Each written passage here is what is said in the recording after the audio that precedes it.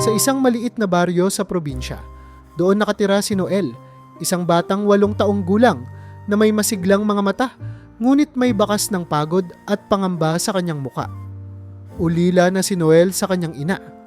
Ang ama niyang si Mang Lando ay may sakit sa baga, dahilan upang si Noel ang tumayong tagapag-alaga nito. Mahirap ang buhay ng mag-ama.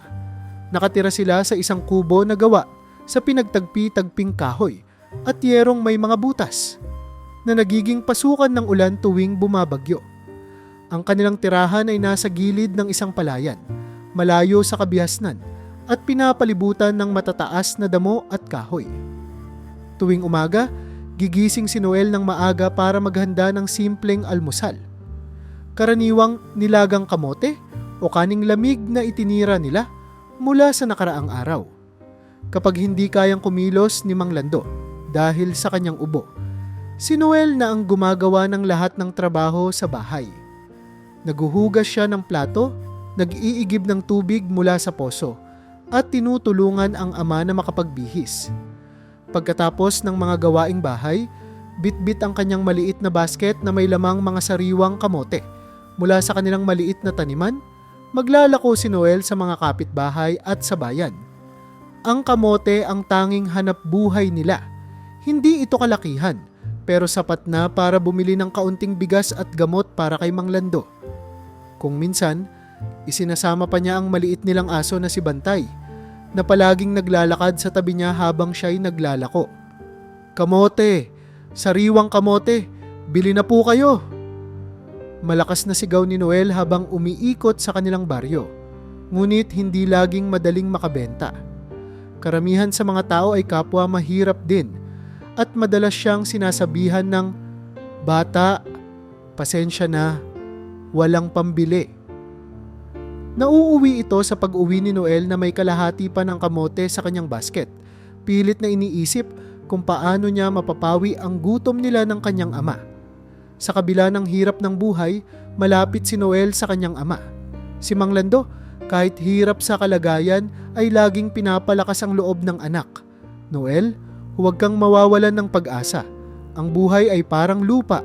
Kahit gaano kahirap bungkalin, may aanihin ka rin basta't magsikap ka."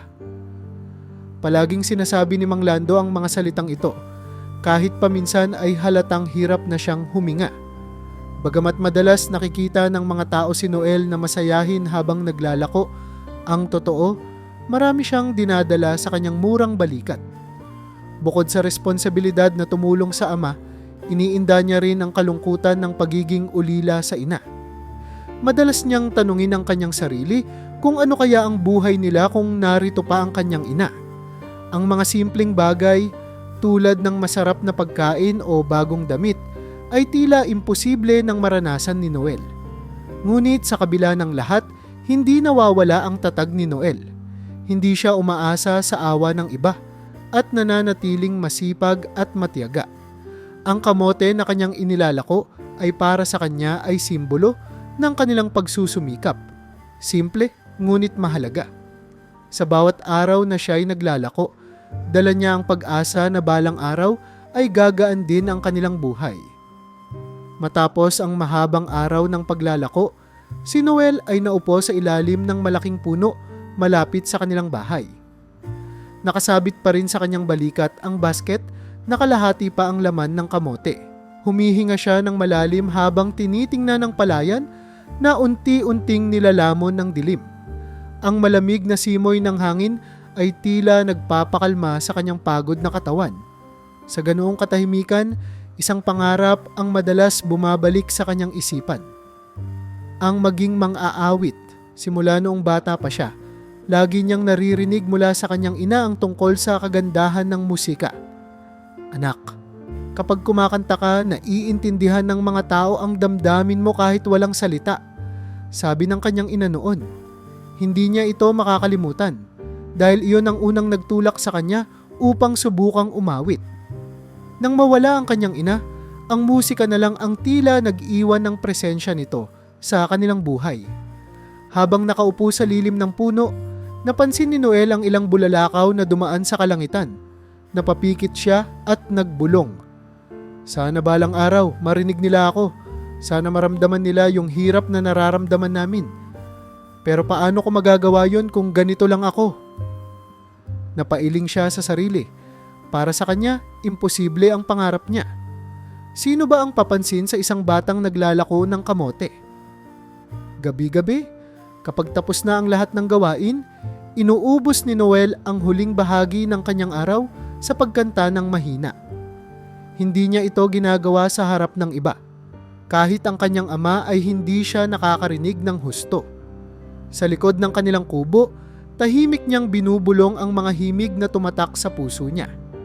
Ang isang paborito niyang kanta ay ang madalas kantahin ng kanyang ina. Isang lumang kundiman na puno ng emosyon tungkol sa pag-asa at pagmamahal. Kapag nakakanta siya, tila nawawala ang bigat ng mundo. Kahit sandali lang, ang pag-awit ang nagbibigay lakas sa kanya. Para kay Noel, hindi lang ito musika. Isa itong piraso ng kanyang ina na hindi nawala. Balang araw, mahina niyang sabi sa sarili, kakanta ko ng mas malakas. Kakanta ko para kay nanay. Kakanta ko para kay tatay. Isang araw, habang naglalakad sa bayan dala ang kanyang basket ng kamote, napadaan siya sa isang lumang radyo na tumutugtog sa tindahan. Napahinto siya sa labas ng tindahan nang marinig ang boses ng isang sikat na mga awit. Hindi niya maipaliwanag pero parang may sinasabi sa kanya ang musika. Kaya mo rin ito, Noel. Kapag ganitong kanta, mahina niyang sabi habang naglalakad muli. Para bang nararamdaman ko na pwede rin akong pakinggan ng iba. Pero hindi siguro ngayon. Hindi pa ngayon. Sa kabila ng kawalang katiyakan, patuloy niyang iniingatan ang munting pangarap na iyon. Sa tuwing kumakanta siya, ito ang nagbibigay inspirasyon sa kanya na magpatuloy kahit mahirap ang buhay. Kahit maliit, ang kanyang pangarap ay buhay. Isang lihim na iniingatan sa puso ng batang tila matanda na kung mag-isip. Isang umaga, habang binabagtas ni Noel ang maalikabok na daan pauwi mula sa pamilihan, isang kotseng kulay itim na bagong-bago ang tumigil sa harapan ng kanilang kubo. Bihira ang ganitong sasakyan sa kanilang lugar. Napatigil si Noel, hawak ang basket ng mga kamote at nagmamasid mula sa malayo. Mula sa sasakyan, bumaba ang isang lalaki na nakasuot ng mamahaling damit at relo na kumikislap sa araw. Siya si Mr. Garcia, isang tanyag na negosyante na kilalang matapobre at mahilig magpakitang gilas sa yaman niya. Kasama niya ang asawa niyang si Mrs. Garcia, isang babaeng maganda ngunit may mga mata ng malamig na pagmamataas. Nakasunod din sa kanila ang kanilang anak na si Trisha, isang dalagitang mukhang walang iniintindi kundi ang sarili. Humihinga siya ng malalim habang tinitingnan ng palayan na unti-unting nilalamon ng dilim.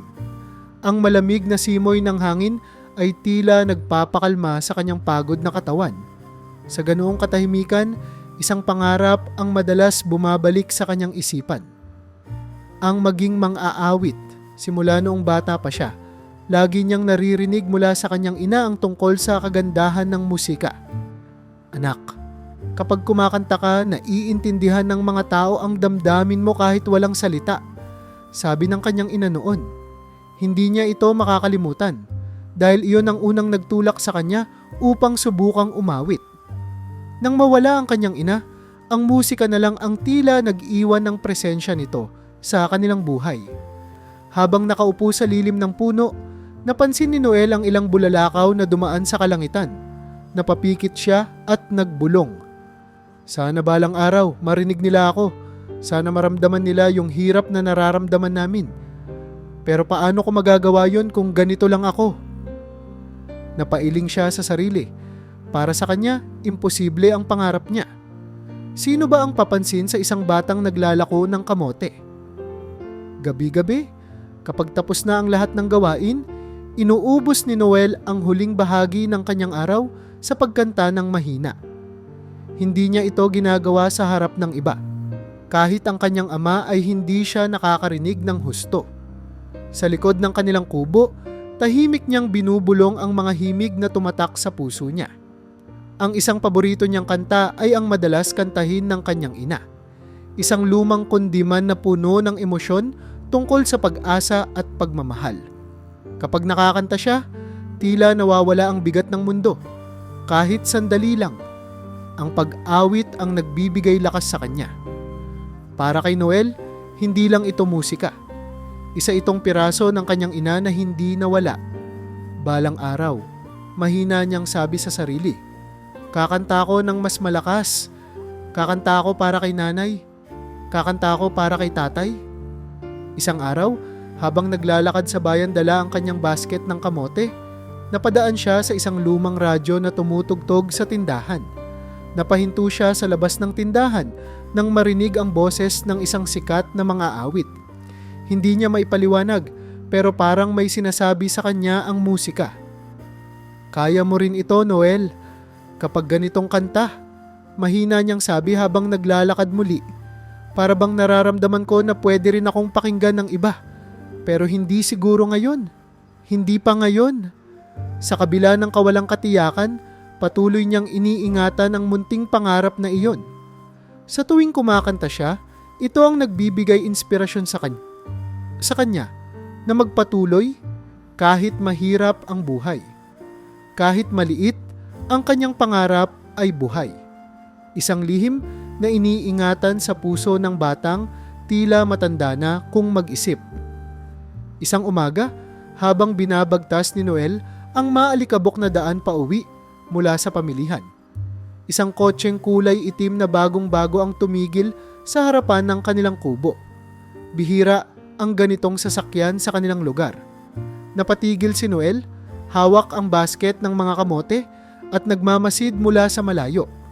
Mula sa sasakyan, bumaba ang isang lalaki na nakasuot ng mamahaling damit at relo na kumikislap sa araw. Siya si Mr. Garcia, isang tanyag na negosyante na kilalang matapobre at mahilig magpakitang gilas sa yaman niya. Kasama niya ang asawa niyang si Mrs. Garcia, isang babaeng maganda ngunit may mga mata ng malamig na pagmamataas.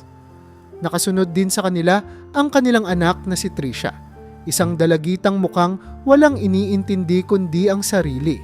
Nang lapitan nila ang kanilang bahay, narinig niya ang matatas na boses ni Mrs. Garcia na tila nagrereklamo. "Lando, ito na ba talaga ang lugar na sinasabi mo? Napakainit dito. Wala bang ibang bahay na mas maayos?" Tanong niya sa isang lalaking nakatayo sa harap ng kubo. Ang kanyang ama, si Mang Lando, na hirap sa pagtayo, ay mahinang ngumiti. "Pasensya na po. Ito lang po ang bahay namin," sagot ni Mang Lando, na pilit na pinipigilang umubo. Tumangulang si Mr. Garcia habang nag-aayos ng kwelyo ng kanyang polo. "Ano ba ang sinasabi ng tatay ko sa kanila?" tanong ni Noel sa sarili habang dahan-dahang lumapit. Lumabas si Noel mula sa likod ng bahay, bit-bit ang kanyang basket.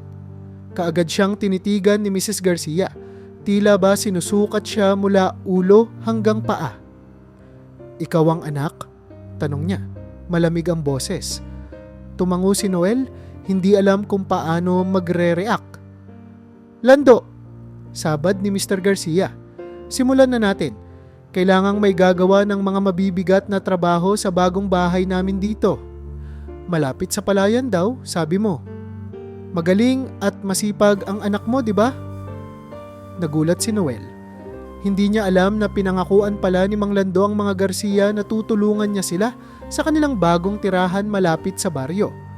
Ang kanilang pamilya ay magsisilbing tagalinis, tagapagbitbit ng gamit at tagapamahala ng lupa na plano ng mga Garcia gawing pansamantalang bakasyunan. "Kayang-kaya ng anak ko. Masipag yan," mahinang sabi ni Mang Lando. Tila pilit na pinapalakas ang kanyang boses. Hindi alam ni Noel kung paano sasagutin ang ama. Sa murang edad, batid niyang walang karapatan ang kanilang pamilya na tumanggi.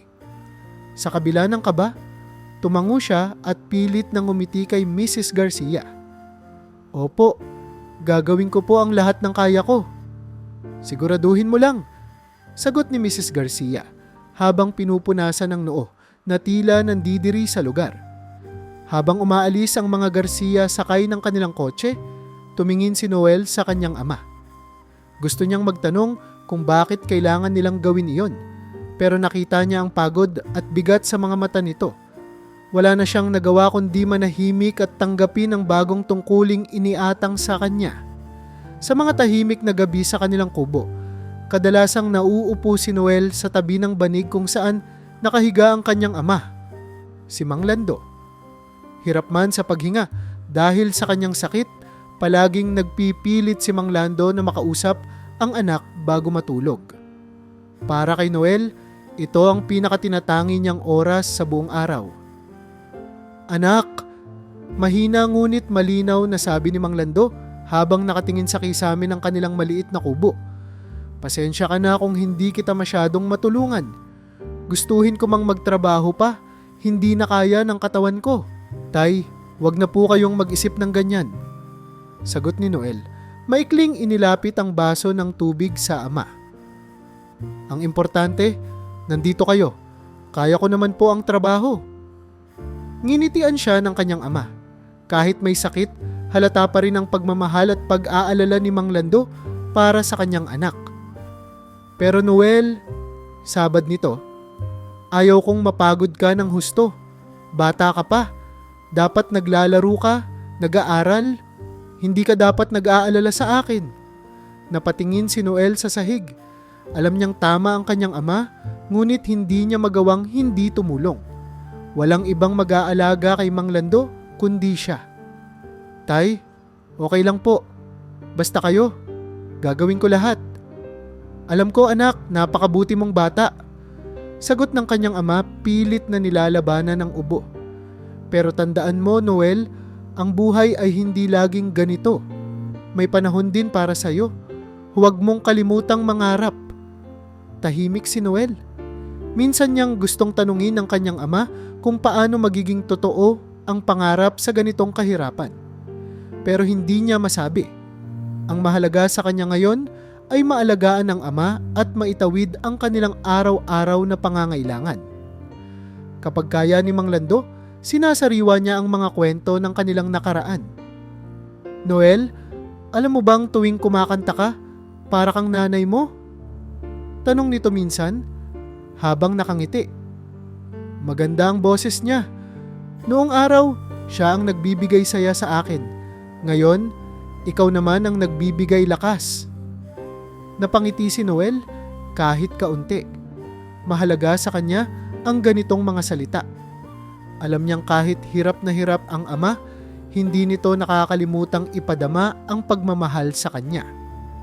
Isang gabi, habang payapang natutulog si Mang Lando, tahimik na lumabas si Noel at naupo sa ilalim ng puno sa tabi ng kanilang kubo.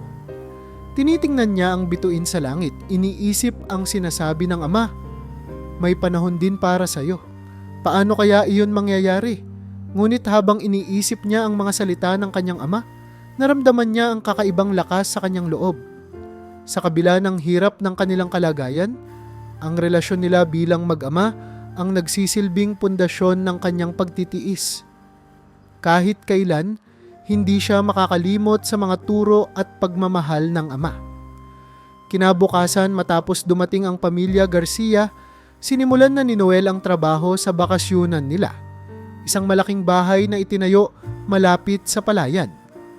Kasama ng kanyang ama, nagpunta sila sa lugar na iyon para sundin ang mga utos ni Mr. at Mrs. Garcia.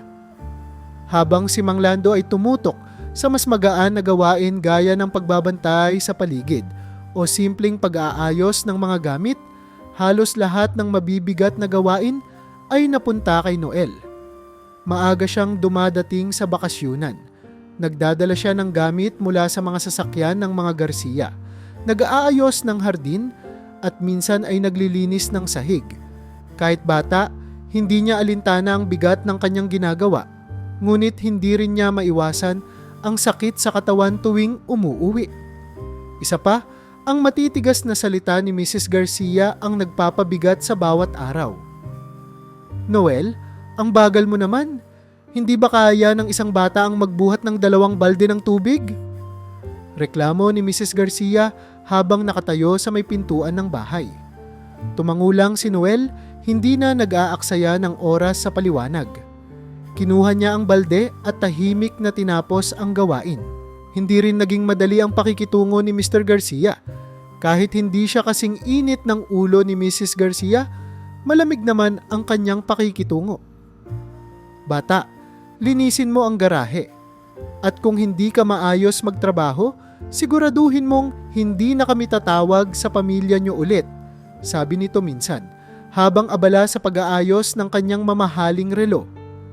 Sa kabila ng lahat, hindi nagreklamo si Noel. Alam niyang kailangang kumayod para may ipangtustos sa gamutan ng kanyang ama. Kapag walang nakatingin, minsan ay nililingon niya ang palayan na malapit sa bakasyunan. Pinagmamasdan niya ang mga simpleng tanawin at hinahayaang bumalik sa kanyang isipan ang mga masasayang oras nila ng kanyang ina at ama noon. Sa mga tahimik na sandali, iniisip niya kung hanggang kailan niya kakayaning magtrabaho sa ganitong sitwasyon. Bagamat hindi niya sinasabi sa ama, nararamdaman niyang unti-unti siyang nawawalan ng lakas. Subalit tuwing naiisip niya ang mahina ng katawan ng kanyang ama at ang kanilang kalagayan, bumabalik ang kanyang determinasyon. Para kay tatay, kailangan naming mabuhay. Tuwing nagtatrabaho si Noel sa bakasyunan, palaging naroroon si Trisha, ang anak ng mga Garcia. 14 na taong gulang si Trisha at halatang lumaki siya sa layaw. Mahilig siya sa magagarang damit, mamahaling gadgets at pagkakaroon ng atensyon. Sa tuwing nakikita niya si Noel, laging may maliit na ngisi sa kanyang labi, isang ngising tila puno ng pangmamata. Noel, ayos lang ba yung ginagawa mo? Mukhang mababagsakan ka na ng balde. Tawanan niya minsan habang tinuturo ang 2 pang balde ng tubig na bitbit ng bata. Hindi sumagot si Noel, tinuloy niya lang ang kanyang ginagawa. Alam niyang mas mabuti ng manahimik kaysa sumagot at magmukhang bastos sa mata ng mga Garcia. Gayunpaman, may mga pagkakataon na parang hindi sinasadyang pinapanood ni Trisha si Noel habang nagtatrabaho. Kapag naglilinis si Noel sa hardin o nagbubuhat ng kahon, palihim siyang nagmamasid mula sa bintana. Hindi niya ito inaamin, pero may kakaibang bagay na napapansin niya kay Noel. Hindi tulad ng mga empleyado ng kanyang magulang na laging mukhang takot o alanganin, si Noel ay tahimik pero matatag. May kakaiba sa kanyang kilos, parang may iniingatang dignidad kahit nasa gitna ng kahirapan. Isang hapon, habang naglilinis ng sahig si Noel, tahimik na nagtanong si Trisha. Noel, bakit ba hindi ka naglalaro tulad ng ibang bata? Lagi ka na lang nagtatrabaho. Sinulyapan siya ni Noel at saglit na nag-isip bago sumagot. Kailangan ko pong tumulong kay tatay. Maikli niyang tugon. Pagkatapos ay agad na bumalik sa kanyang trabaho. Para kay Trisha, kakaiba si Noel. Hindi siya tulad ng ibang tao na agad nagtatangkang magustuhan siya o makuha ang kanyang atensyon. Sa kabila ng pagiging mahirap nito, parang may sariling mundo si Noel. Isang mundo na hindi niya kayang maunawaan. Minsan, habang nag-iisa si Noel sa likod ng bahay at tahimik na kumakanta habang nagtatrabaho, narinig siya ni Trisha. Hindi sinasadya, napatigil ito sa pag-scroll sa kanyang cellphone at napatingin sa direksyon ni Noel. Ang boses ng bata ay tila may kung anong kuryenteng nagpatigil sa kanya. Ngunit agad din niyang pinakalma ang sarili at sinubukang kalimutan ang narinig. Ayaw niyang aminin na ang tinig na yon ay mas maganda pa kaysa sa inaasahan niya. Sa kabila ng lahat, hindi niya magawang maging mabait kay Noel. Palagi pa rin niya itong inaasar, pero sa likod ng kanyang mga biro, may nararamdamang inggit si Trisha. Inggit na hindi niya maipaliwanag. Bakit tila kahit mahirap si Noel, may kung anong tapang at tiwala siya sa sarili. Hindi niya maunawaan, kaya't pinipilit niya itong itulak pababa. Bagamat tahimik lamang si Noel at hindi nagrereklamo, naramdaman niya ang pakikitungo ni Trisha sa kanya. Alam niyang mahirap unawain ang isang taong lumaki sa karangyaan, kaya't hindi na niya ito pinapansin. Sa kabila ng pagiging malamig ng kanilang relasyon, may isang bagay na malinaw. Hindi magkaintindihan si Noel at Tricia. Ngunit may kakaibang tensyon sa pagitan nila na tila nagbabadya ng mas malalim na kwento. Isang gabi, habang abala si Mrs. Garcia sa telepono, narinig ni Noel ang mag-asawa na nag-uusap tungkol sa nalalapit na party na kanilang gagawin sa bakasyunan. Ito raw ay magiging isang malaking pagtitipon ng mga kilalang tao sa kanilang lungsod, mga negosyante, politiko at ilang sikat na personalidad. Sa tono ni Mrs. Garcia, halata ang kanyang kagustuhang magpasikat. "Kailangan perfect ang lahat, Richard," sabi ni Mrs. Garcia habang hawak ang listahan ng mga bisita. "Kailangan nilang makita kung gaano kaganda ang property natin dito. At syempre, kailangang magmukhang elegante lahat." "Oo na, Celia," sagot ni Mr. Garcia na mukhang pagod na sa usapan. "Siguraduhin mo na lang na maayos ang pagkain at entertainment." Natahimik si Noel sa kanyang kinatatayuan, nakikinig habang inaayos ang mga gamit sa kusina. Bagamat hindi malinaw ang lahat ng detalye, ramdam niya na magiging abala ang mga darating na araw dahil sa party na iyon. Alam niyang siya at ang kanyang ama ang aasahan sa maraming preparasyon. Kinabukasan, dumating ang ilang mga tauhan na tumutulong sa mga Garcia tuwing may espesyal na okasyon. Ang ilan sa kanila ay nagdala ng magagarang dekorasyon, magagandang plato at mamahaling kagamitan. Pinatawag si Noel para tumulong sa pagbubuhat ng mga ito. Habang nagkakarga siya ng mga kahon, napansin niya ang magarang mga kagamitan, mga bagay na noon lang niya nakita. Hindi niya maiwasang mag-isip, ito pala ang klase ng buhay na hindi ko kilala. Habang nag-uusap si Mrs. Garcia at ang mga staff, narinig niya ang tungkol sa plano para sa entertainment. Magkakaroon daw ng bahagi sa programa kung saan ang bawat isa ay maaaring magpakita ng talento o kaya'y magbigay ng mensahe. Natawa si Mrs. Garcia sa ideya. "Oh, gusto ko yan. Gagawin natin itong parang talent showcase. Alam mo naman, gustong-gusto ng mga tao ang ganun. Magaling akong magpasikat." Sa likod ng bahay, tahimik na nagtatrabaho si Noel, pero nararamdaman niya ang bigat ng nalalapit na party. Alam niyang magiging abala siya sa araw na iyon, at marahil ay magiging magulo ang lahat. Hindi pa niya lubos na naiintindihan kung ano ang magiging papel niya sa malaking kaganapan. Ngunit hindi niya alam na magiging higit pa pala ito sa simpleng paghahanda. Sa mga sumunod na araw, abala ang lahat sa mga gawain. Habang naglalakad si Noel papunta sa likod ng bahay upang mag-igib ng tubig, naramdaman niyang pinagmamasdan siya ni Tricia mula sa bintana. Napansin niya ang mahinang ngiti nito, ngunit agad din siyang umiwas ng tingin. Sa bawat kilos ni Noel, tila may inaabangan si Tricia na siya mismo ay hindi pa maipaliwanag. Habang papalapit ang araw ng party, lalong nagiging magulo at masalimuot ang paligid. Tanging si Noel ang nananatiling tahimik, ginagawa ang bawat iniuutos ng walang reklamo. Hindi niya alam, ang ordinaryo niyang araw ay malapit ng magbago sa paraang hindi niya inaasahan. Dumating na ang araw ng engranding party sa bakasyunan ng pamilya Garcia. Ang araw na iyon ay puno ng ingay at pagkilos. Mula umaga pa lamang, ang mga tauhan ay abala sa paghahanda. Inaayos ang mga dekorasyon, inilalatag ang pulang alpombra at sinisiguradong perpekto ang lahat ng detalye. Sa isang sulok, tahimik na nagtatrabaho si Noel, walang reklamo sa sunod-sunod na utos na ibinibigay sa kanya. Bandang hapon, unti-unting dumating ang mga bisita. Pumarada ang magagara at malalaking sasakyan sa harap ng bakasyunan. Bumaba mula sa mga ito ang mga nakabihis ng elegante. Karamihan ay may dalang mga mamahaling bag at alahas na nagkikislapan. Pinagmasdan ni Noel ang bawat isa sa kanila habang sinasalubong sila ng mga Garcia sa pintuan na may malalapad ng ngiti sa kanilang mga muka. "Welcome! Napakaganda nyo ngayong gabi!"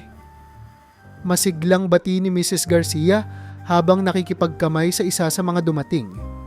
Si Mr. Garcia naman ay abala sa pakikipag-usap sa mga lalaking kaibigan niyang negosyante. Nakabihis ng maganda si Trisha, suot ang kanyang bagong damit na tila ipinakustomize pa para sa okasyon. Habang tumatagal, lalong nagiging masaya at maingay ang paligid. Ang mga bisita ay nagkukumpulan sa magarang sala na pinalamutian ng mga ilaw at bulaklak. Ang amoy ng mga mamahaling pabango ay naghalo-halo sa hangin. Sa likod ng lahat ng ito, abala pa rin si Noel sa mga gawain.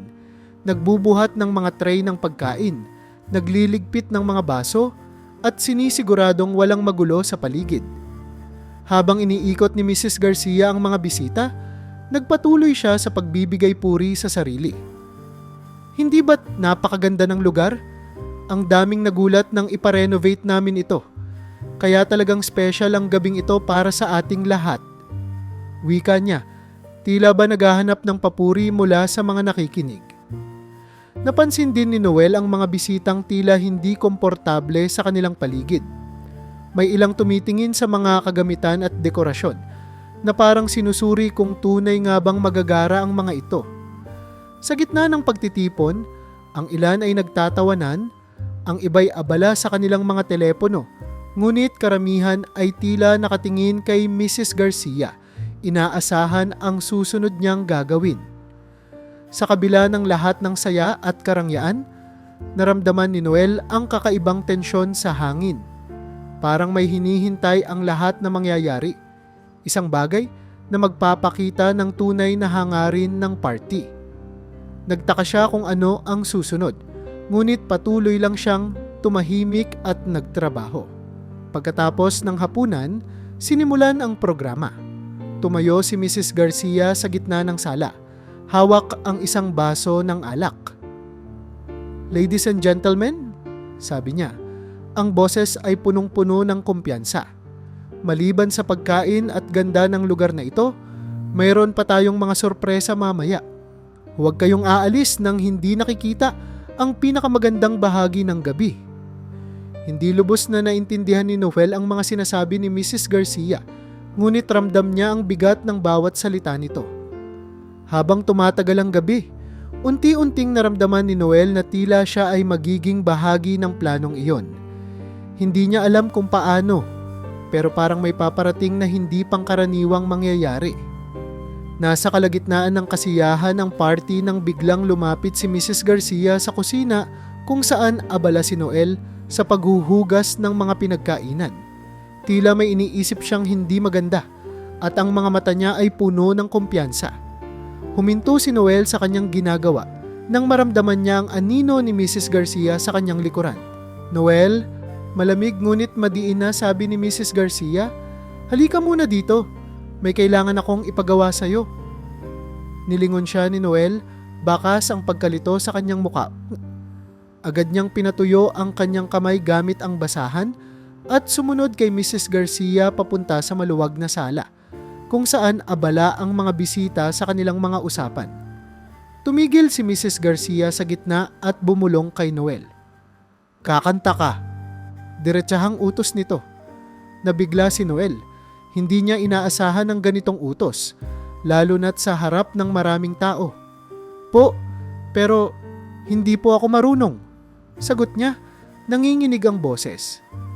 "Narinig kitang kumanta sa likod bahay," matigas na sagot ni Mrs. Garcia. "Alam kong kaya mo. At isa pa, ito ang gusto kong mangyari ngayon. Magpakita ka ng kahit anong talento, kahit hindi maganda. Bigyan mo kami ng kasiyahan."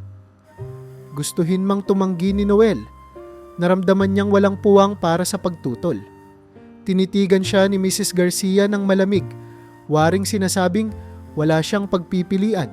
"Kung hindi mo gagawin, baka hindi na namin kailanganin ang tulong niyo ng tatay mo dito." Dagdag pa nito, natigilan si Noel. Alam niyang mahirap nang mawala ang trabahong ito, lalo na't malaking tulong ito sa pagpapagamot ng kanyang ama. "Oo po," sagot niya, halos pabulong habang yumuko. Napansin ng ilan sa mga bisita ang pag-uusap. "Anong mangyayari?" Tanong ng isang babae sa katabi niya. Ngumiti si Mrs. Garcia at muling humarap sa mga bisita. Ladies and gentlemen, meron tayong special na sorpresa ngayong gabi. Ang aming masipag na tagapamahala dito sa bahay, si Noel, ay may talento na dapat nating makita. Nagpalakpakan ng ilang bisita, bagamat halatang hindi lahat ay interesado. Ang iba'y mukhang sabik na makita ang mangyayari, habang ang iba'y may halong pangungutya sa kanilang mga muka. Tahimik lang si Noel habang hinahanda ang sarili. Alam niyang wala na siyang magagawa kundi sumunod. Habang tinatawag siya ni Mrs. Garcia papunta sa gitna ng sala, naramdaman niya ang bigat ng mga matang nakatingin sa kanya, mga matang tila naghihintay na pagtawanan siya. Sa gitna ng sala, nakatayo si Noel sa harap ng mga bisita. Halos ayaw niyang tumingin sa kanilang mga mata dahil nararamdaman niya ang bigat ng kanilang tingin. May halong pagkutya at pagtataka. Ang mga kamay niya ay nanginginig at ramdam niya ang pawis na tumutulo sa kanyang noo. Ngunit ang pinakamabigat na nararamdaman niya ay ang kaba sa dibdib, hindi lamang dahil sa kahihiyang maaaring mangyari, kundi dahil sa takot na baka hindi niya magampanan ang utos ni Mrs. Garcia. Habang naglalakad papunta sa gitna, naririnig niya ang mahinang bulungan ng ilan sa mga bisita. Ano naman kayang gagawin ng batang ito? Siguro mas makakatawa kung magkamali siya. Hindi niya na lang pinansin ang mga iyon. Sinubukan niyang mag-focus, ngunit ramdam niya ang tensyon sa paligid. Tumayo si Noel ng maayos, ngunit halata ang kaba sa kanyang kilos. Nilapitan siya ni Mrs. Garcia at binulungan. Galingan mo, ha? Ayokong mapahiya dahil lang sayo, sabi nito ng may diin. Tumango si Noel, hindi makapagsalita. Sa likod ng eksena, naroroon si Tricia, nakasandal sa dingding. Tahimik siyang nagmamasid sa lahat ng nangyayari. Habang pinapanood niya si Noel, napansin niyang kakaiba ang itsura nito. Hindi mukhang galit, hindi rin mukhang takot sa paraan ng iniisip niya. Ang mukha ni Noel ay tila nag-iisip ng malalim, parang may pinaguhuhugutan ng lakas sa kabila ng kaba. Handa ka na ba? Tanong ni Mrs. Garcia, sapat na malakas para marinig ng ilang bisita. Tumango si Noel, ngunit mahina ang kanyang boses nang sumagot. Opo, halos pabulong na sabi niya. Lumapit ang isa sa mga staff ng pamilya Garcia at inabot kay Noel ang mikropono. Agad itong tumingin kay Mrs. Garcia, nang ngumiti sa mga bisita at nag-announce. Ladies and gentlemen, bigyan natin ng pagkakataon si Noel. Ipakita natin ang suporta natin. Nagpalakpakan ang ilan, bagamat halata ang halong panunuya sa ilang nakangising mukha. Hawak ang mikropono, isinara ni Noel ang kanyang mga mata at huminga ng malalim. Pinilit niyang iwasan ang pagtitig sa mga tao sa paligid.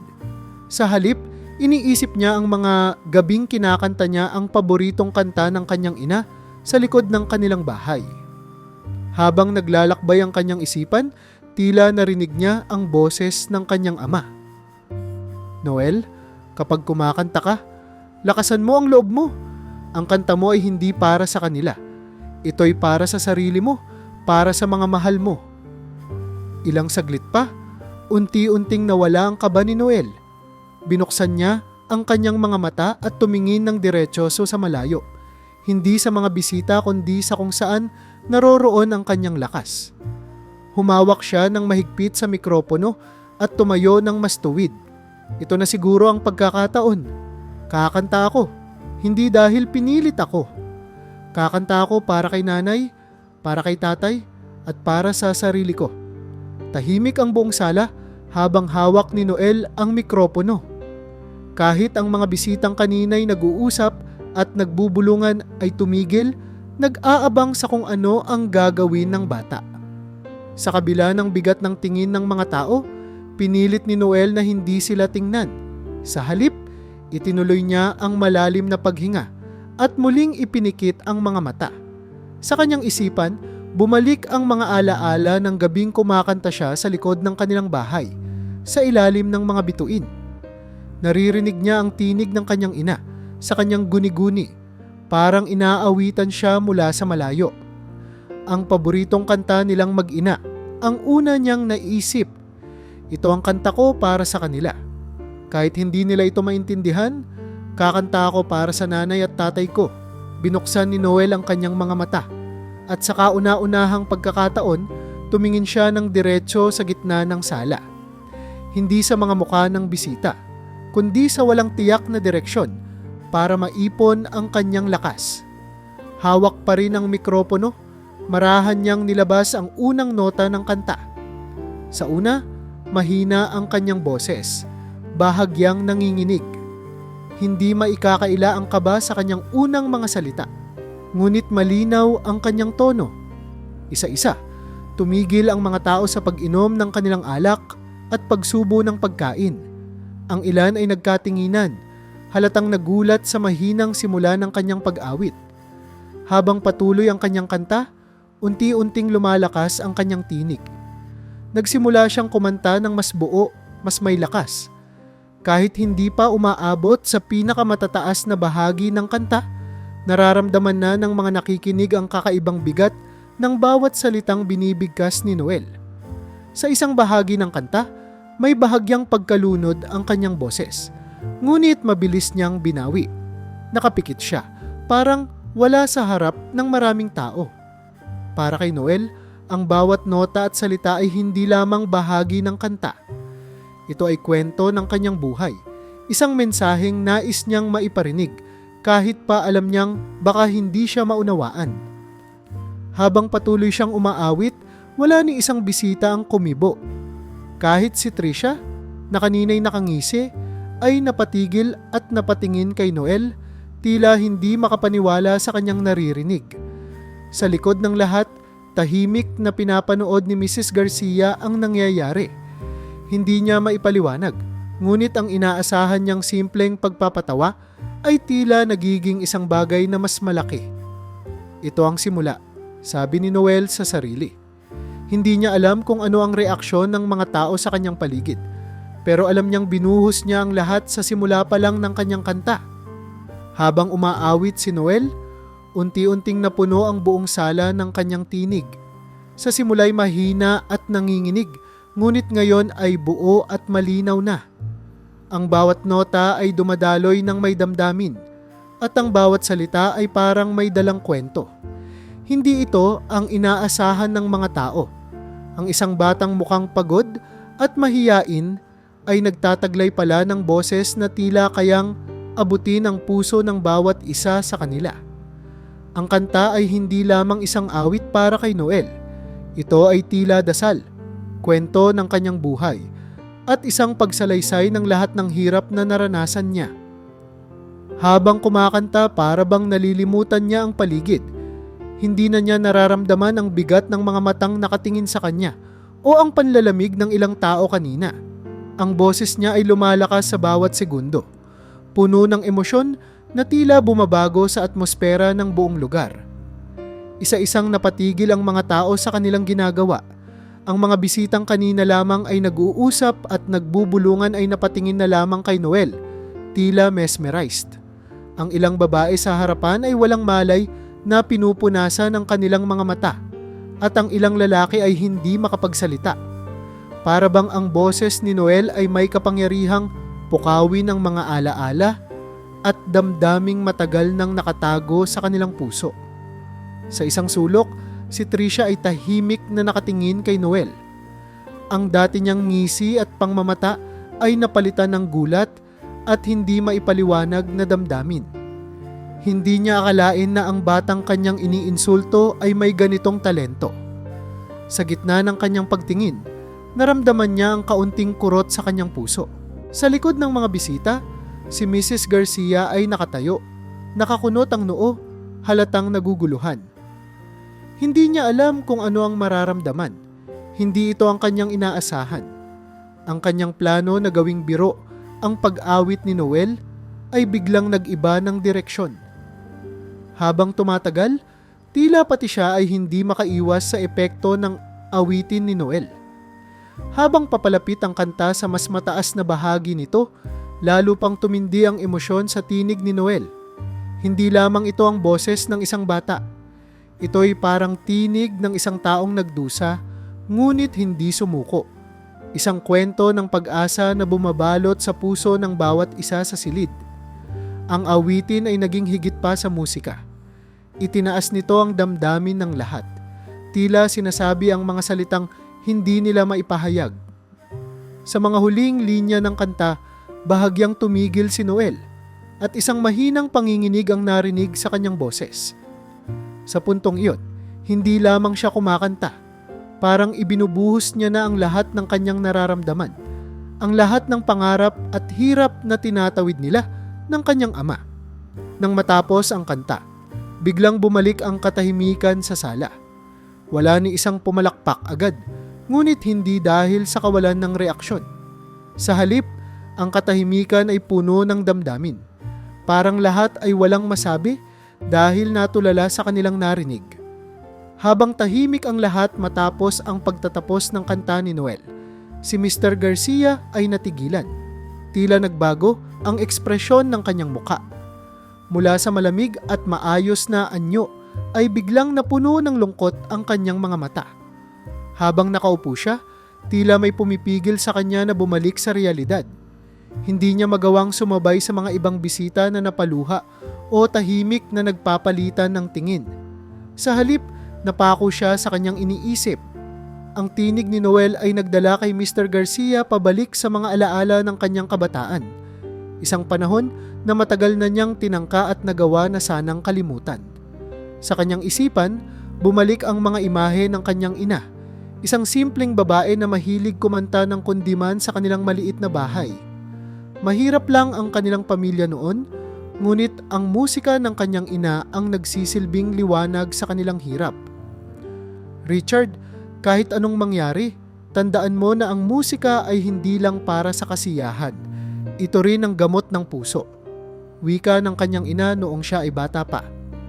Malinaw pa ring naaalala ni Mr. Garcia ang gabing iyon habang mahina itong umaawit ng kantang iyon, ang parehong kanta na inawit ni Noel ngayon. Bigla niyang naalala ang araw na umalis siya sa kanilang probinsya para maghanap ng mas magandang buhay sa lungsod.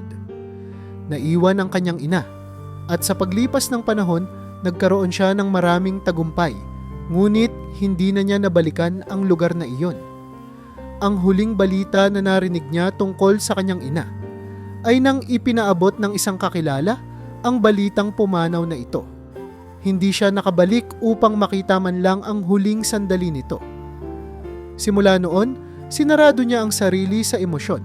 Piniling ituon na lamang ang atensyon sa kanyang negosyo at pamilya. Ngunit ngayong gabi, ang kanta ni Noel ay tila nagbukas ng isang pinto na matagal nang nakasara.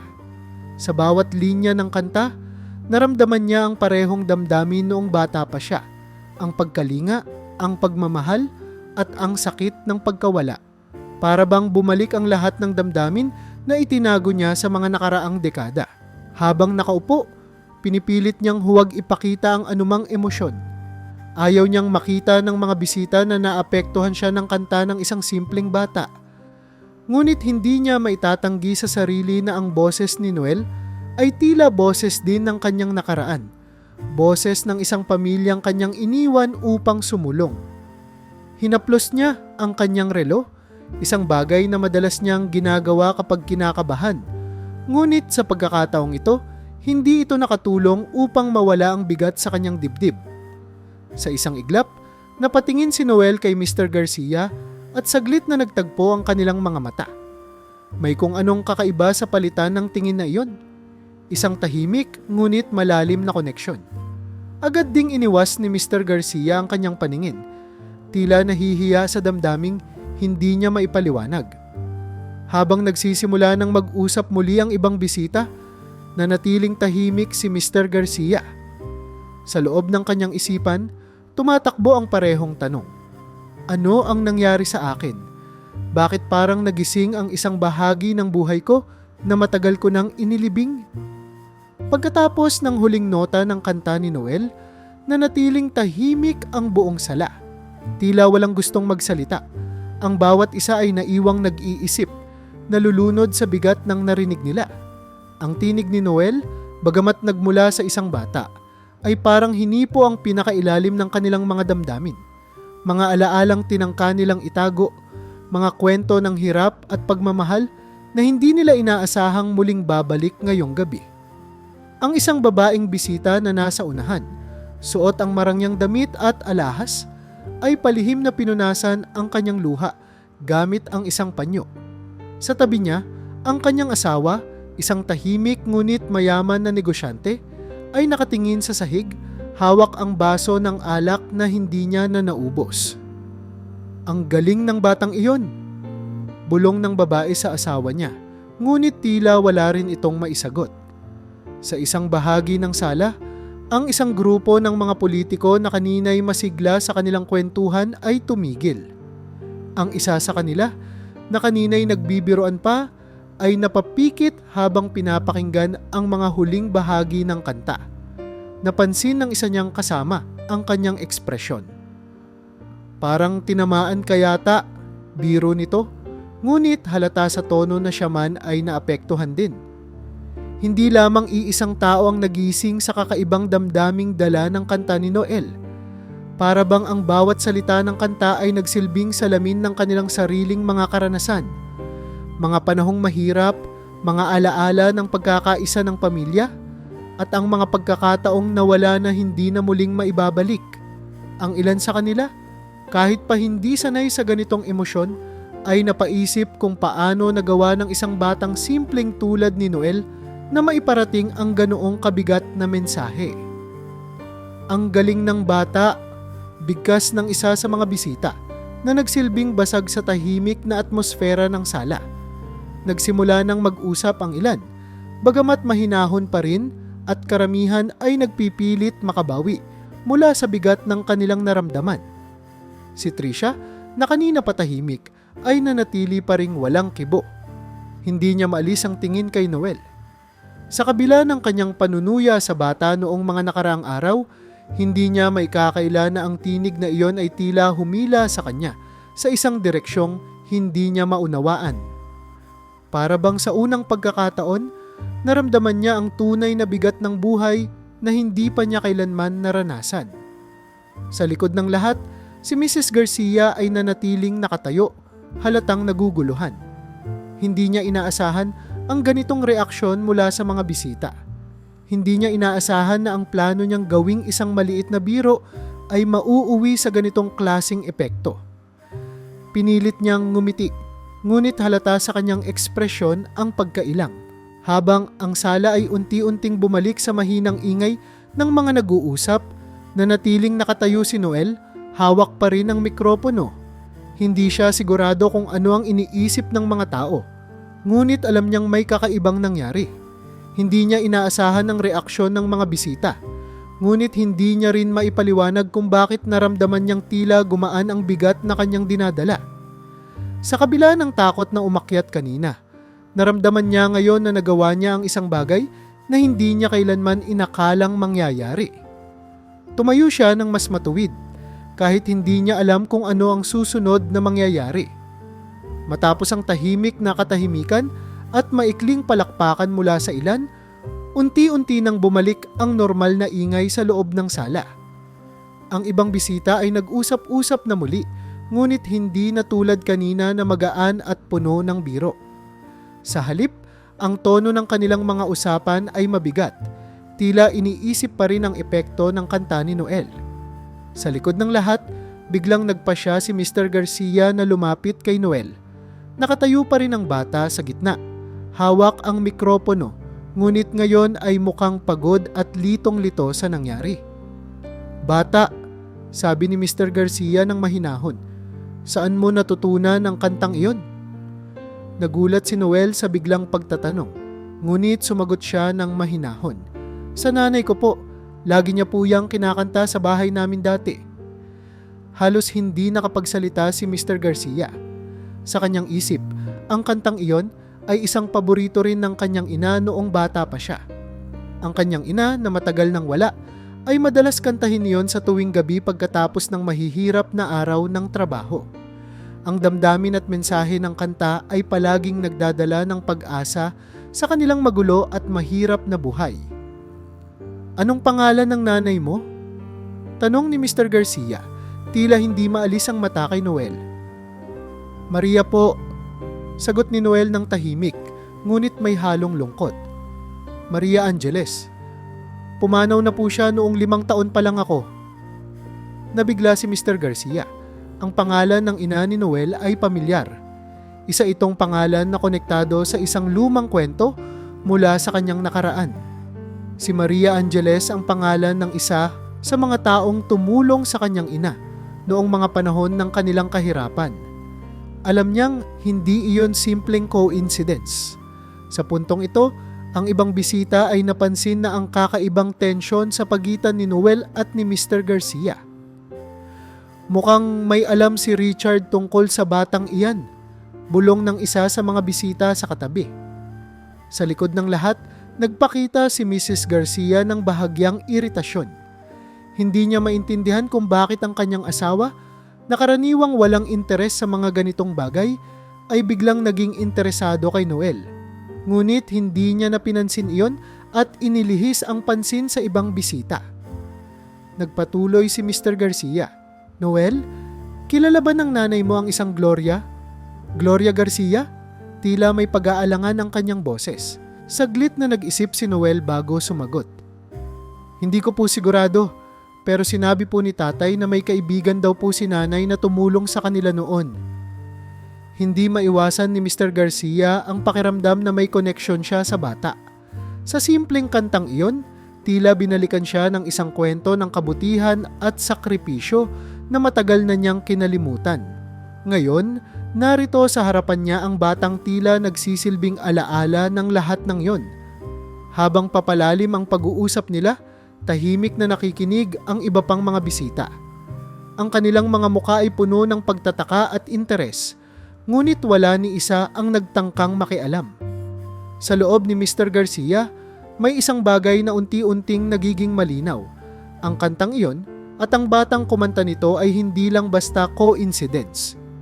Habang unti-unting humuhupa ang tensyon sa sala, lumapit si Mr. Garcia kay Noel, na ngayon ay hawak pa rin ang mikropono at tahimik na nakatayo. Ang ibang bisita ay nagtipon-tipon sa paligid, tila nag-aabang ng susunod na mangyayari.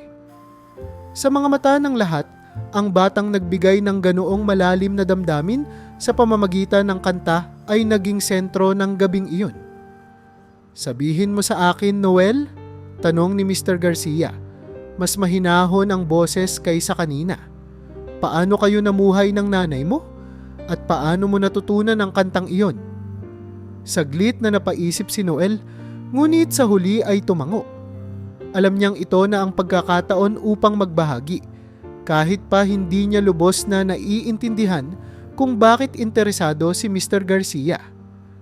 Nakatira po kami dati sa isang maliit na bahay malapit sa palayan. Simula ni Noel, hindi iniinda ang mga matang nakatuon sa kanya.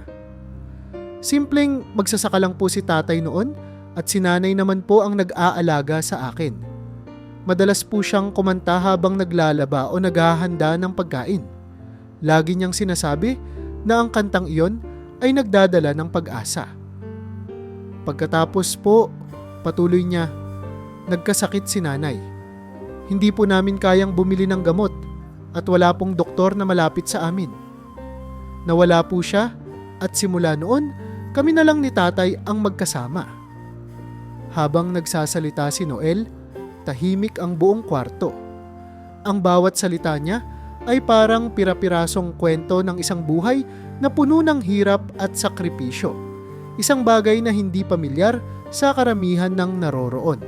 Ang ilan sa mga bisita ay tahimik na nagpipigil ng emosyon, habang ang iba'y hindi maalis ang tingin sa bata. Ang kantang iyon, dagdag pa ni Noel, ay parang alaala na lang po ni nanay. Kapag kinakanta ko po iyon, parang nararamdaman kong andito pa rin siya kasama namin. Pero sa totoo lang po, hindi ko iniisip na maririnig ito ng ibang tao. Para po ito sa kanya at para kay tatay. Hindi na iwasang mapalunok ni Mr. Garcia. at saglit siyang napatingin sa sahig. Ang kwento ni Noel ay nagpaalala sa kanya ng sariling pinagdaanan noong bata pa siya. Bagamat naiiba ang kanilang mga karanasan, may isang bagay na nagdudugtong sa kanila. Ang hirap ng buhay na natutunan nilang harapin. "Bata," muling sabi ni Mr. Garcia, mas banayad ang tono. "Ang kantang iyan, hindi mo ba alam kung gaano ka-espesyal iyon? Hindi mo ba nararamdaman kung paano ito nagdala ng pagbabago ngayong gabi?" Umiling si Noel. Halatang hindi niya lubos na naiintindihan. "Ang alam ko lang po, ito ang nagbibigay sa amin ng lakas," sagot niya. Ang sagot na iyon ay nagbigay ng bigat sa buong silid.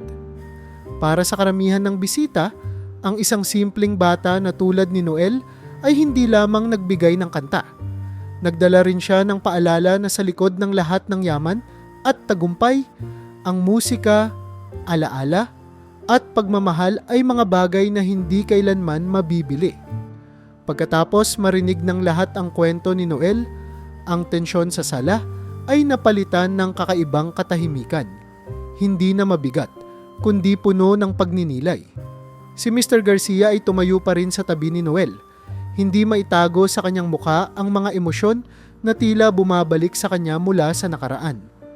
Ang ibang mga bisita na dati mas abala sa kanilang mga sarili, ngayon ay mukhang nagiging totoo sa kanilang nararamdaman. Hindi ito ang tipikal na party na kanilang inaasahan. Sa wakas, nagsalita si Mr. Garcia, mas malinaw at may determinasyon sa kanyang boses. "Noel, ang hirap na pinagdaanan mo at ng pamilya mo ay isang bagay na bihira kong marinig mula sa iba. Ang kantang iyon at ang paraan ng pagkanta mo ay nagdala ng liwanag sa gabi na ito. Isang liwanag na matagal ko nang kinalimutan." Lumingon si Mr. Garcia sa kanyang mga bisita. "Alam kong karamihan sa inyo ay hindi inaasahan ang ganitong pangyayari ngayong gabi. Pero ang batang ito, si Noel, ipinakita niya sa atin na may mga bagay sa mundo na hindi nababayaran ng yaman o kapangyarihan. Ang kanyang boses ay isang regalo, hindi lamang sa atin, kundi sa lahat ng maaaring makapakinig nito sa hinaharap." Ang ibang mga bisita ay tahimik na tumango sa pagsang-ayon. Ang ilan ay tila napaisip sa sarili nilang buhay, samantalang ang iba naman ay nagpakita ng interes na malaman pa ang tungkol kay Noel. Pagkatapos ng saglit na katahimikan, lumapit si Mr. Garcia kay Noel. "Noel," sabi niya ng mahinahon, "hindi ko maaaring baliwalain ang talentong ipinakita mo ngayong gabi. Mula ngayon, gusto kong tulungan ka. Hindi lang dahil sa ginawa mo ngayon, kundi dahil naniniwala ako na may mararating ka." Napatingin si Noel kay Mr. Garcia. Hindi sigurado kung tama ba ang kanyang naririnig. "Titulungan po," tanong niya. Mahina ang boses. "Oo," sagot ni Mr. Garcia. "Ipapagamot natin ang tatay mo. At kung gusto mo, sisiguraduhin kong makakapag-aral ka. Hindi mo kailangang maglako ng kamote magpakailanman, Noel. Nararapat kang mabigyan ng pagkakataong matupad ang mga pangarap mo." Napatulala si Noel, hindi makapagsalita. Sa isang iglap, ang mundo na tila dati puno ng paghihirap at kawalan ng pag-asa ay biglang nagkaroon ng liwanag. Ang simpleng kantang ginamit niya upang ipaalala ang pagmamahal ng kanyang ina ay nagbukas ng pintuan na hindi niya kailanman inakalang bubuksan.